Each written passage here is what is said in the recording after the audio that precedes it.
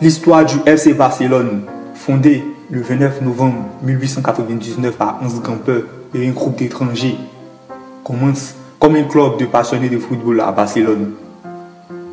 Dès ses débuts, le Barça s'affirme comme un symbole de la culture catalane. Pendant la guerre civile espagnole, son président, Josep Sunyol, est exécuté par les troupes du général Franco et le club devient un emblème, une résistance catalane, illustrée par sa devise « Mais est-ce qu'un club ?» Toujours présent en Primera Division depuis 1929, le Barça joue depuis 1957 au Camp Nou, un stade emblématique de la ville. Son rival éternel, son principal rival est le Real Madrid, contre lequel se déroule le célèbre El Clasico. Joan Laporta, président depuis 2021, succède à Josep Maria Bartomeu, dont les décisions controversées ont laissé le club lourdement endetté. À la fin du 19e siècle, le football peine à s'imposer en Espagne, mais Barcelone, en plein essor industriel, attire des amateurs étrangers comme Hans Gamper, un expert comptable suisse passionné de football. Rejeté par le Gimnasio Tolosa à cause de sa nationalité, Gamper publie une annonce dans Los Deportes pour rassembler les joueurs.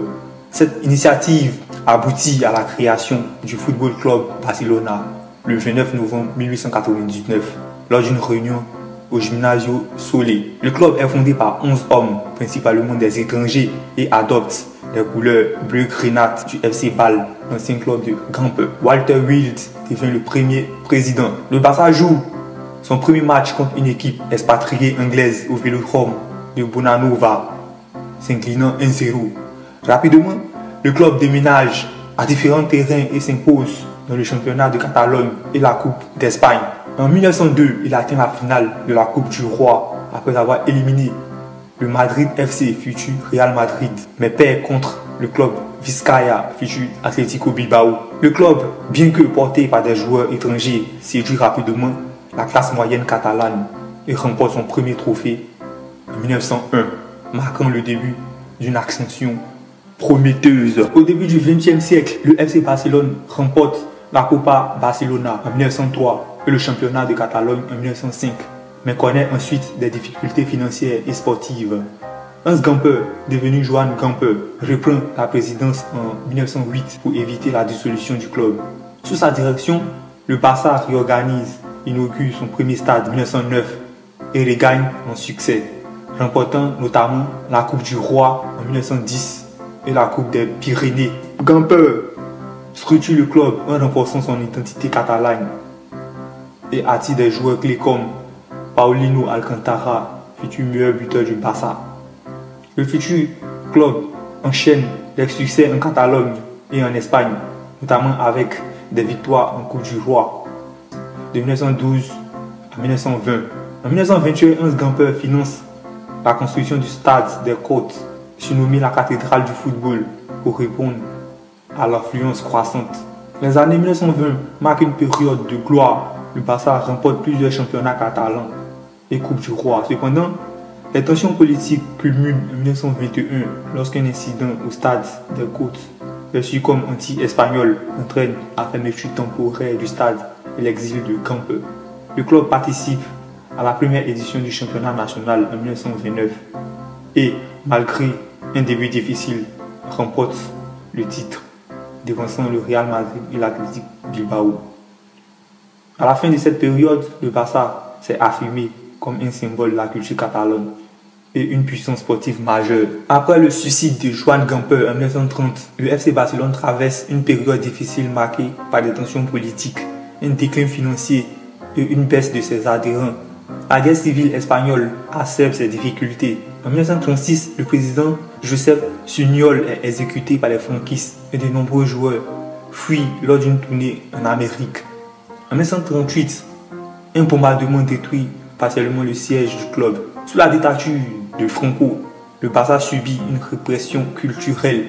Son nom est hispanisé en club de football Barcelona, son écution modifiée et le catalan banni. Malgré tout, le club devient un symbole de résistance catalane. En 1942, il remporte sa 9e Coupe d'Espagne, mais des controverses contre la défaite de 11-1 contre le Real Madrid en 1943 témoignent des pressions politiques. Par la suite, le régime tente de maintenir ses relations équilibrées avec le club pour éviter de raviver les tensions nationalistes. Dans les années 1940, le FC Barcelone renoue avec le succès sportif sous la direction de Josep Samitier, puis d'Enrique Fernandez. Le club remporte plusieurs titres, dont 3 Ligas de 1945 à 1949, la Coupe Latine en 1949 et la Copa de Oro Argentina. Le recrutement de joueurs clés comme Kubala et l'éclosion de jeunes talents propulsent le Barça à un niveau exceptionnel sous Ferdinand, avec des doublés Coupe Championnat 1952 et 1953, ainsi que de nouveaux trophées comme la Coupe Eva Duarte. Cependant, l'échec du recrutement d'Alfredo Di Stefano en 1953, qui rejoint le Real Madrid avec l'intervention du régime franquiste, suscite la controverse et intensifie la rivalité entre les deux clubs. Malgré ces rivets, le Barça poursuit son expansion sous la direction de Francesc Miró, sans qui inaugure le Camp Nou en 1957. Une enceinte moderne de 90 000 places. Ce stade symbolise les ambitions retrouvées du club qui aspire à rivaliser avec le Real Madrid Alfredo Di Stefano. Entre 1957 et 1978, le Camp Nou devint un symbole de catalanisme et le théâtre de grandes avancées sportives et symboliques pour le FC Barcelone. Sous l'entraîneur Elenio Herrera, le Barça brise la domination du Real Madrid en remportant la Liga en 1959 et 1960. Sur la scène européenne, il devient le premier club à éliminer le Real en Coupe des clubs champions en 1961, mais échoue en finale face à Benfica Lisbonne. La décennie suivante est marquée par des résultats mitigés, bien que le Barça remporte la Coupe d'Espagne en 1963 et la Coupe des villes de Foix en 1966. En 1968, le président Narcís de Carreras introduit la devise El Barça es más que un club, affirmant l'identité catalane du club. Cette période est également marquée par une victoire symbolique en Coupe d'Espagne contre le Real Madrid à Madrid, sous les yeux de Franco. Dans les années 70, Agustín Montal y Costa renforce l'identité catalane du Barça, notamment en recrutant Joan Cruyff en 1973 sous la direction de Rinus Michel, théoricien du football total. Cruyff, véritable icône, mène l'équipe à un titre en Liga en 1974 après une victoire mémorable de 5-0 contre le Real Madrid. Cette prise de position pro-catalane et ses performances exceptionnelles puis lui valent 2 ballons d'or 1973 à 1974 le consacrent comme une légende. Malgré des performances sportives en déclin et un maigre palmarès avec le club, 2 titres, Cruyff quitte en 1978 en restant une figure emblématique du Barça et du catalanisme. Stabilité et développement sous la présidence de Josep Luis Núñez de 1978 à 2000. Sous la présidence de Josep Núñez, élu en 1978, le Barça a connu une transformation significative tant sur le plan sportif que structurel. Núñez a œuvré pour stabiliser le club en se concentrant sur une gestion financière rigoureuse, quitte à laisser partir des stars tels que Maradona, Schuster et Ronaldo. Réussite sportive et première victoire européenne. En 1978, le Barça remporte sa première coupe des vainqueurs de coupe, battant Fortuna Düsseldorf de 4-3 en finale. La Masia, centre de formation emblématique, est inaugurée la même année sous le conseil de Johan Cruyff. En 1982, le club remporte une seconde coupe des vainqueurs de coupe en battant le Standard de Liège 2-1 au Camp Nou. Les Johan Cruyff, la Dream Team. Revenu comme entraîneur en 1888, Johan Cruyff révolutionne le style de jeu en introduisant un football spectaculaire inspiré du football total. Il construit une équipe légendaire avec des joueurs comme Josep Guardiola, Ronald Koeman, Michael Laudrup sous sa direction. Le Barça gagne 4 Ligas consécutives de 91 à 94 et la Ligue des Champions en 1992 face à la Sampdoria. Avec 11 trophées en 8 ans, Cruyff devient l'entraîneur le plus titré du club, mais quitte en 96 après des désaccords avec Nunez. L'après Cruyff, Robson de Van Gaal, Robinson succède à Cruyff, ramenant Ronaldo et remportant 3 trophées en 97, dont une 4e coupe des vainqueurs de coupe. Louis Van Gaal, arrivé en 97, remporte 2 doublés, coupe, championnat, mais son mandat est marqué par des tensions, notamment avec Rivaldo et la presse, ainsi qu'une surreprésentation des joueurs néerlandais. Moment difficile et départ de Nunez. Le centenaire du club en 1999 est marqué par la victoire en championnat et le ballon d'or de Rivaldo. Cependant, la saison de 99-2000 est de suivante, provoquant le départ de Van Gaal et la démission de Nunez. Nunez laisse derrière lui un bilan consacré, mêlant succès sportif et division interne symbolisée par des mouvements d'opposition et les fonds Blau. Cette période a jeté les bases modernes du FC Barcelone avec des infrastructures renforcées, une identité de jeu marquée et un modèle financier structuré malgré des tensions récurrentes. Les années Gaspard de 2000 à 2003 marquent une période difficile pour le FC Barcelone, tant sur le plan sportif que financier. Recrutement coûteux. Joan Gaspard dépense massivement pour attirer des joueurs comme Richard Dutruel, Marc Overmars et Emmanuel Petit, mais perd Luis Figo vendu au Real Madrid pour un montant record. Le Barcelone termine 4e en Liga avec 17 points de retard sur le Real Madrid, ne se qualifiant pour la Ligue des Champions qu'à la dernière minute grâce à un retourné acrobatique de Rivaldo. Le club est éliminé en Coupe d'Espagne et en Ligue des Champions dès la phase de groupe. Josep Guardiola quitte le club, remplacé au milieu de terrain par le jeune Xavi. 2001-2002, une crise persistante. Recrutement infructueux. De nouveaux joueurs comme Saviola, Giovanni, Rochembar achetés pour près de 50 millions d'euros ne répondent pas aux attentes. Nouveau échec sportif. Le Barça termine à nouveau 4e en Liga, est éliminé de la Coupe du Roi et de la Ligue des Champions. Rivalité accrue.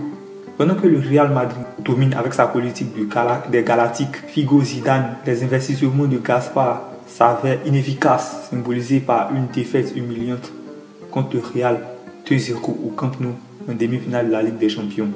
Cette période est marquée par une mauvaise gestion financière et sportive, laissant le FC Barcelone à la traîne derrière son rival madrilène. 2002-2003, épopée des échecs sous Joan Gaspard. Retour de Van Gaal et départ de Rivaldo.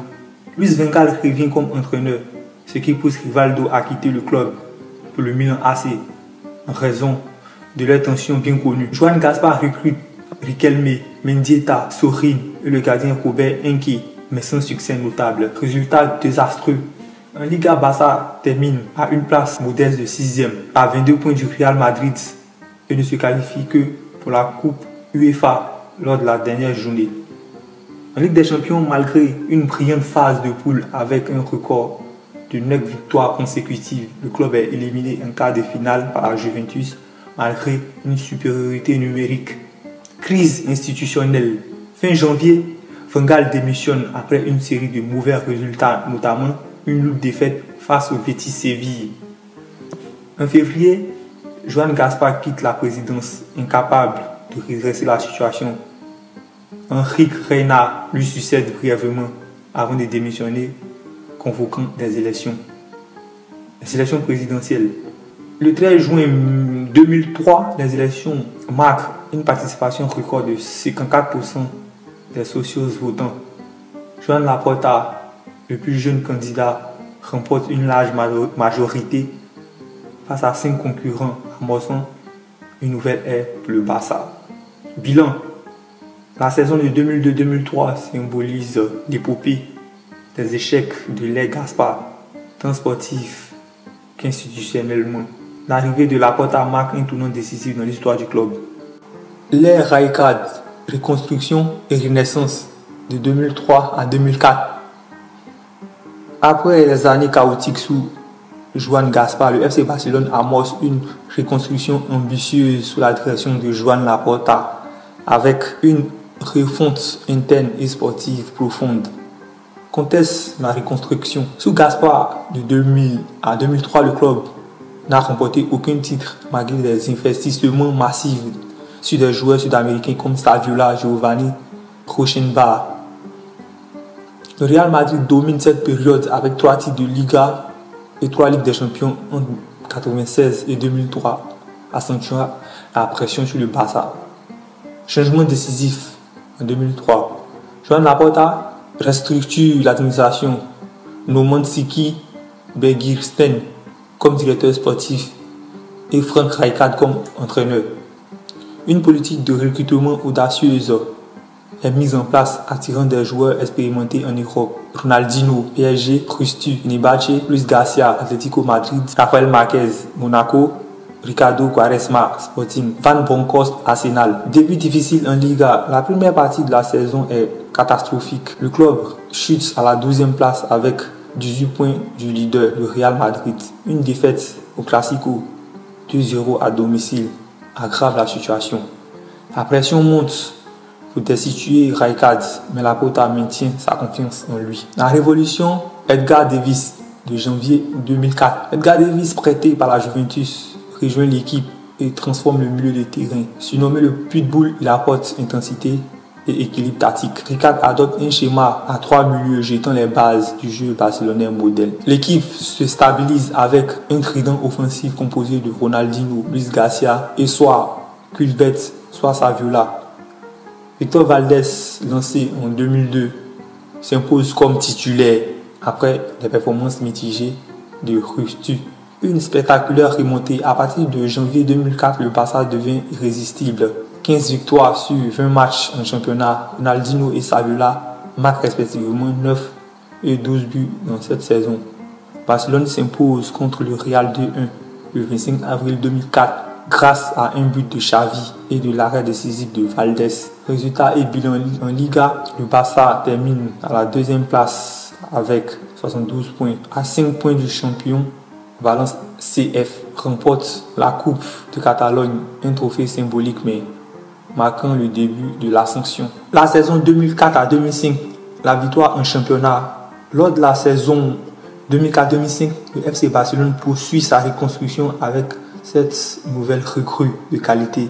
Belletti, venu de Villarreal, Gulli, l'AS Monaco, Larsson, Celtic Glasgow, Deco, FC Porto, Silvinho, Celta Vigo, Edmilson Lyon et Eto'o de Mallorca. Les nouvelles recrues, Belletti renforce le côté droit de la défense. Gulli, transféré de Monaco, prend le rôle d'ailier droit dans le système offensif de Rijkaard. Larsson apporte son expérience et son sens du but. Après une carrière fructueuse en Écosse, Deco, maître à jouer et vainqueur de la Ligue des Champions avec Porto, s'associe à Xavi au milieu du terrain. Silvinho, arrière gauche, et Edmilson, milieu défensif, complètent le groupe. Blessures et performances collectives. Malgré de nombreuses blessures graves, notamment Gabri, Mota, Larsson et Edmilson, le Barça surmonte les obstacles et remporte la Liga, son premier titre de champion depuis 6 ans. Samuel Eto'o, recrue phare, devient le meilleur buteur de l'équipe avec 24 buts en Liga et 5 autres dans diverses compétitions. L'ère Guardiola de 2008 à 2012. La saison de 2008 à 2012, le triplé historique Pep Guardiola arrive en 2008 pour remplacer Frank Rijkaard et transforme le jeu du FC Barcelone. En 2009, le club réalise un triplé exceptionnel. Coupe du Roi, victoire 4-1 contre Athletic Bilbao, championnat. Barcelone est sacré champion d'Espagne. Ligue des Champions, victoire 2-0 pour Manchester United avec des buts de Eto'o et Messi. C'est la première fois qu'une équipe espagnole remporte le triplé. Le Barça joue un football totalement inspiré de Johan Cruyff, axé sur la pression, la récupération et la fluidité. Mercato estival de 2009, recrue majeure.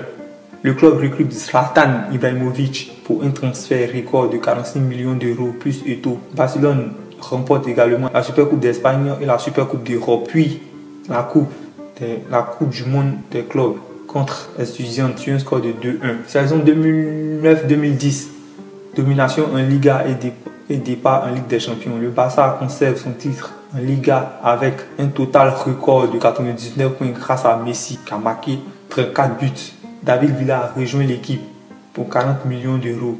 En Coupe du Monde 2010, l'Espagne avec 7 joueurs du Barça dont 6 formé à la Masia, remporte le titre. Saison 2010-2011, des victoires impressionnantes et le départ de Guardiola. Super Coupe d'Espagne 4-0 contre le FC Séville. Ballon d'Or 2010, Messi, Iniesta et Xavi occupent les 3 premières places, tous formés à la Masia.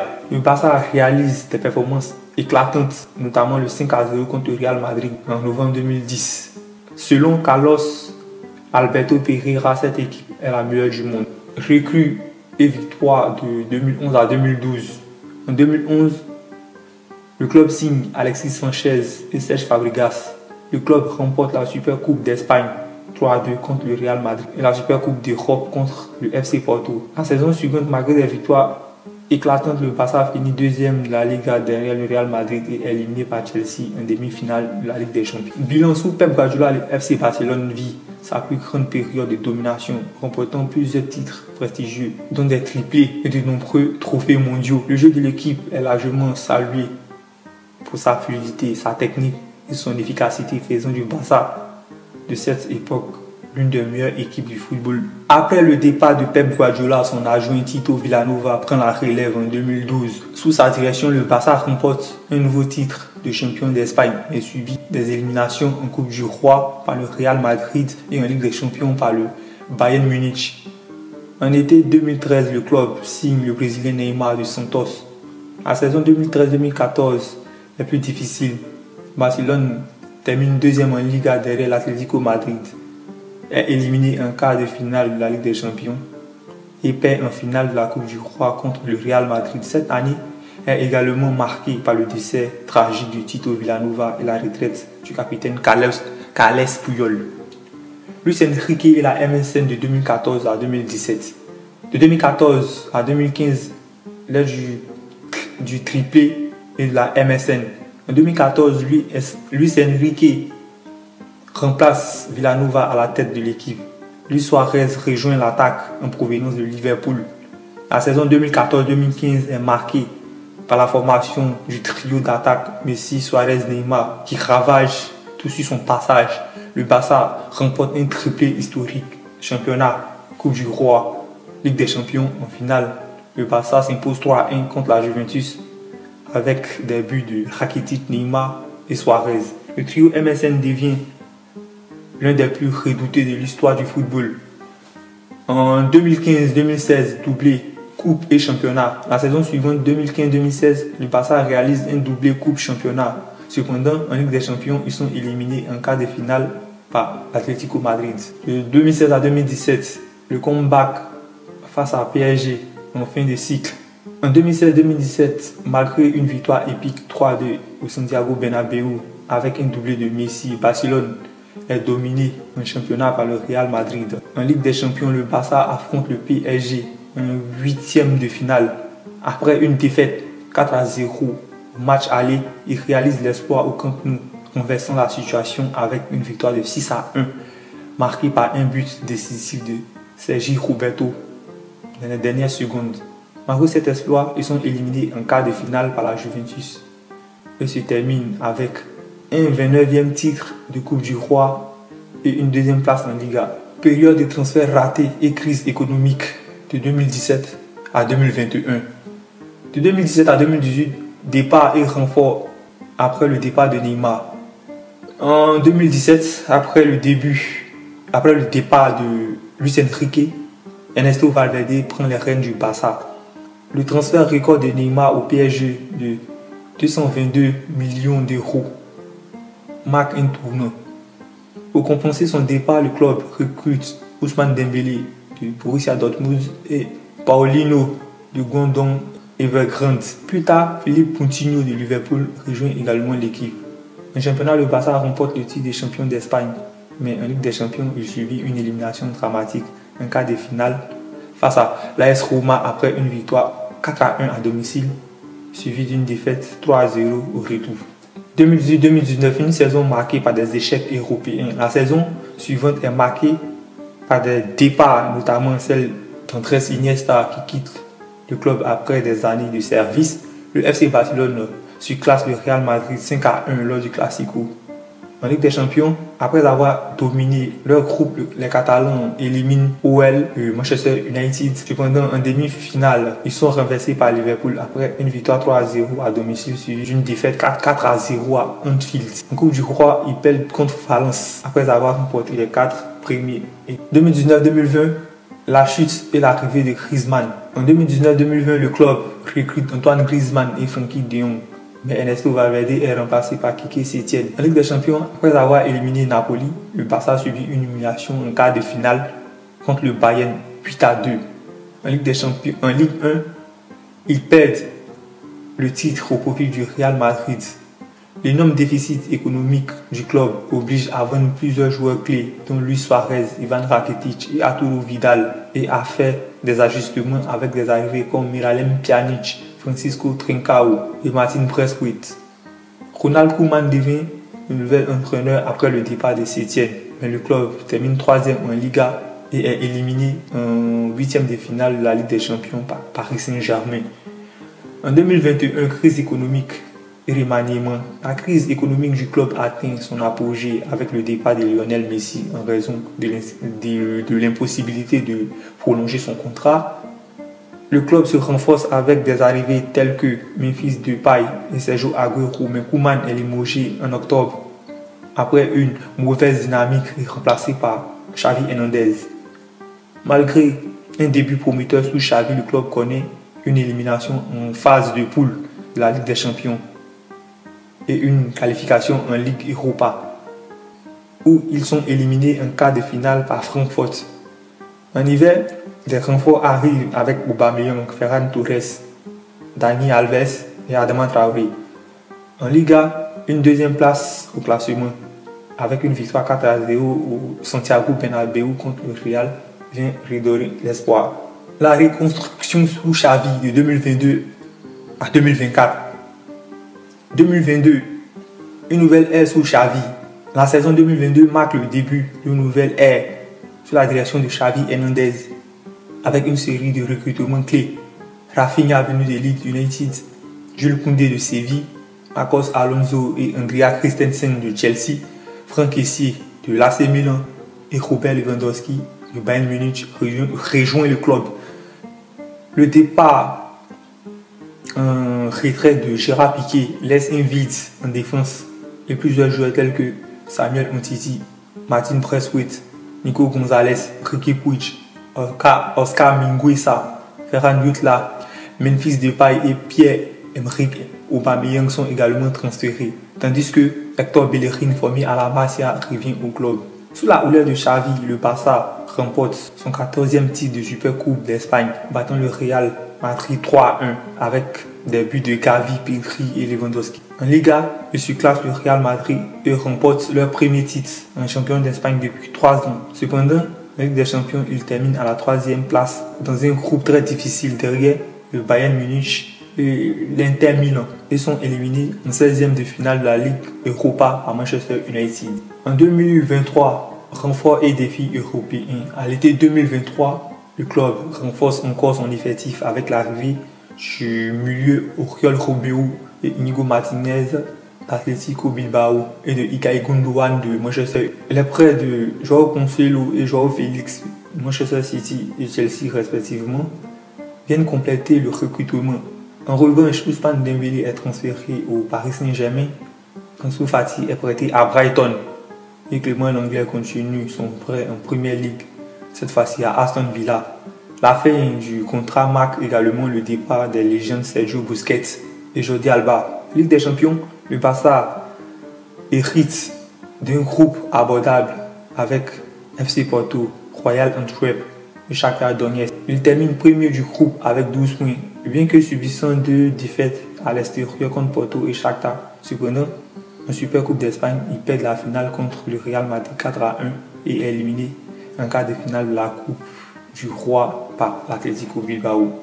2024, un nouveau défi en Ligue des Champions, une émergence des jeunes talents, l'intégration du jeune espoir brésilien Victor Roque dans l'effectif, un ajout très attendu pour l'avenir du club. En Ligue des Champions, ils éliminent SS Napoli en 8e de finale avec une performance impressionnante. les jeunes talents issus de la Masia tels que Pau Bassi, Lamine Yamal et Fermin Lopez. En quart de finale, ils affrontent le PSG dirigé par Luis Enrique, un ancien joueur et entraîneur du club. Après une victoire 3-2 au Parc des Princes, les Barcelonais sont défaits 4-1 à domicile, ce qui entraîne leur élimination. A noter que cette saison, le Barça évolue au stade Montjuic en raison des travaux de reconstruction du Camp Nou. La saison 2023-2024 est donc marquée par une réorganisation, un renouveau avec des joueurs jeunes et des challenges européens importants, mais aussi une continuité avec un championnat solide. Bilan sous Xavi. La période de reconstruction sous Xavi se caractérise par un renouveau tactique et un retour aux principes fondamentaux au club. Bien que les résultats en Ligue des Champions soient décevants avec des humiliations prématurées, le FC Barcelone retrouve sa domination en Liga, remportant un titre de championnat en 2023. Les investissements dans des joueurs de qualité et l'intégration des jeunes talents laissent entrevoir un avenir prometteur pour le club malgré les défis économiques et compétitifs auxquels ils font face.